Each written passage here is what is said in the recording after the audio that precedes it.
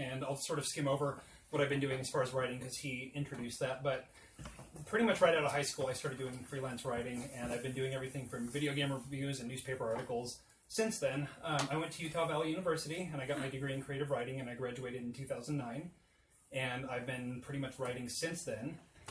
My book, End of the Past, I started it last year, and it was published in September. But one of the interesting things about it is that I've been sort of writing and creative my whole life. And, anyone who was young knows that when, they play with toys, they imagine scenarios, or when they, play games, they picture places. And from a really young age, I was picturing places for whatever I was doing. I was picturing scenarios. And as I got older and started writing, I started creating places on paper. And I realized about the time I was in high school, just about the time I was graduating, that all these places I was creating were in the same world. I realized that the people, the places, the characters, the ideas, all of them were sort of tied together. And that's where the idea behind Disparia books, the world of Disparia, came. So to introduce the book itself, it's what I call a light fantasy adventure. It's like the Coke Zero of fantasy, where it takes place in a fictional world, but it's not really hardcore magic, dragon, sorcery. It's set in a world that's similar to the 1900s here, where there are new technologies being developed and the world's changing faster than ever before. And it follows the main character, Vaughn, as he tries to come to terms with the emotional issues from his troubled past. But just when he finally decides that he wants to put the past behind him, he's thrown into a catastrophe that he could have never predicted. So now instead of trying to deal with his past, he's just trying to survive. But like I said, the book takes place in the world of Disparia.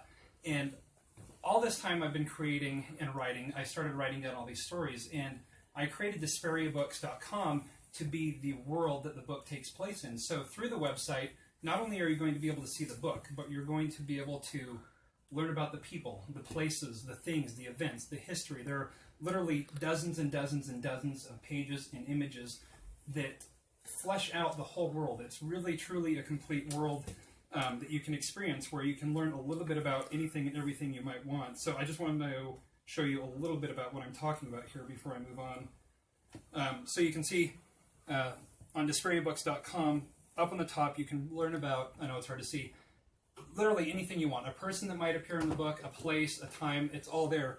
And you can see through the gallery there are different images of all the different technology, the places, the events that take place within the book.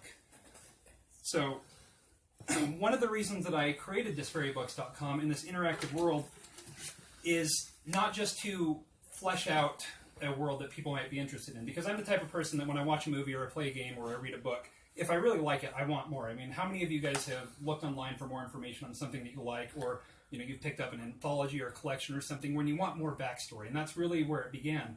But I also wanted to interact with the people who are reading that book, and that's why the book world itself that the books take place in are created by and shaped by fan fiction. Unlike most authors or people who create movies or music or anything like that, who see fan fiction as a dirty word and something to be shunned, I see it as the progression in the way to build the world with the readers and the author. So it bridges the gap between the two. So people who read the books can actually go and contribute their own artwork, their own stories, and help shape the way not only the world evolves, but the future books. A lot of the images you see here, pretty much everything that is on the website has all been done by fans to help shape the world. And that all of that was really born out of a philosophy that I've been sort of thinking of my whole life, is that stories are a community thing. Stories and telling stories, and that's a community thing. It's always been that way. I mean, think before books were able to be printed and shared. People would sit around a campfire or in their homes telling legends and fables and myths as a way of instructing and passing the time and entertaining themselves. And what would happen is somebody would tell a story. And when they would tell this story, the audience would then internalize that, and they would give it meaning. And then they would go and tell that story again, and stories would be perpetuated. But each person had their own unique take and interpretation on a story. And now through technology and with the idea of fan fiction, the story is able to progress and grow in a way that I see as natural for what literature is, because stories themselves are living and fluid, dynamic things. And that's really what being online and allowing embracing fan fiction allows. And one of the ways I like to, other than just fan fiction allowing people to contribute stories and artwork, one of the examples I like to use on how people can influence a work is thinking about goals. So everyone in here has goals and things they want to achieve in life, right? I mean, you have plans, you have things that you want to do, right? It could be a large scale or a small scale. So here's an example of what I'm talking about. This morning, I planned on getting up and working on the computer, doing a little bit of research for this, taking some notes, and doing a little bit of writing to get ready. Well, instead of doing that, I woke up and found that our dog had decided that she wanted to go make dog mess all over her backside as opposed to taking it out into the yard.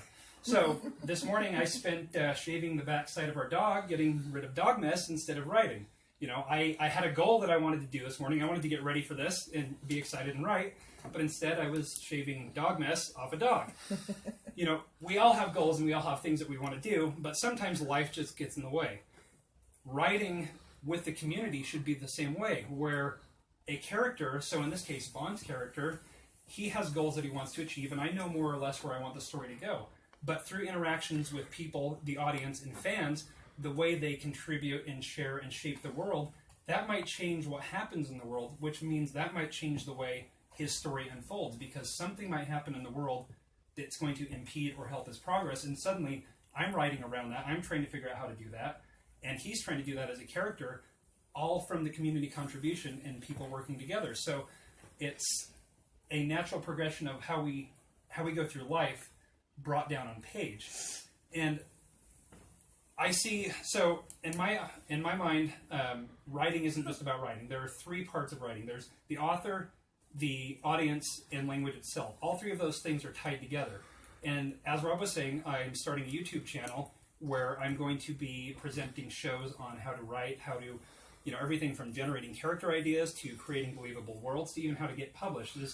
I see the interaction between readers and authors and language itself as something that you can't separate and something that is tied together. So through the YouTube channel, I'm going to be doing regular shows that help people who want to write, whether they want to contribute to the book or just learn the craft or even just learn how to write a better resume and cover letter. I'm going to be presenting this, from my more than 10 years of experience, these shows that people are going to be able to sit down and get some ideas and help collaborate with each other through the comments or working with me. So they're really going to be able to work together. And on the YouTube channel, I'm also going to be doing live streams where I interview professionals in any role in the publishing industry, from editing to publishing to marketing.